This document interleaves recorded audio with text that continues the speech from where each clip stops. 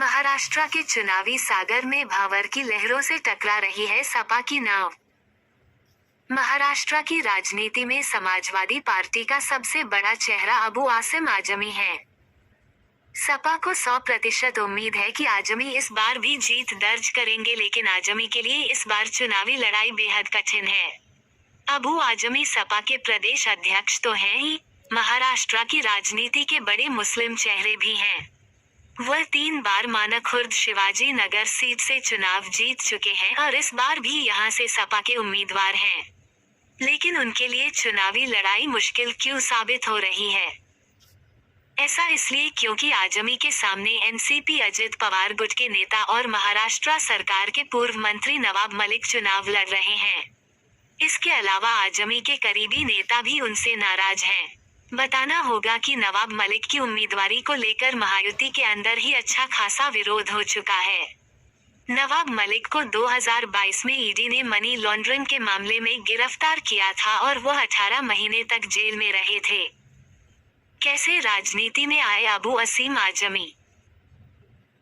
अबू आजमी 1990 के दौरान तब चर्चित हुए थे जब उन पर 1993 के मुंबई बम धमाकों से जुड़े एक शख्स के लिए हवाई टिकट की व्यवस्था करने का आरोप लगा था। उन्हें इस मामले में terrorism and deceptive activities prevention act यानी टाडा के तहत गिरफ्तार किया गया था। 2 साल जेल में बिताने के बाद 1995 में सुप्रीम कोर्ट ने उन्हें बरी कर दिया था। इसके बाद वह राजनीति में आए और उनकी प्रतिभा को देखते हुए सपा के संस्थापक मुलायम सिंह यादव ने अबू आजमी को 1995 में महाराष्ट्र में पार्टी का अध्यक्ष बना दिया। मुलायम सिंह यादव ने ऐसा इसलिए भी किया था क्योंकि मुंबई में उत्तर भारतीय मुस्लिम समुदाय के बीच अबू आजमी का अच्छा समर्थन था। वर्किंग स्टाइल को लेकर नाराजगी। अबू आजमी पर इस बात का आरोप लगता है कि महाराष्ट्र में वह समाजवादी पार्टी को अपनी निजी जागीर की तरह चलाते हैं।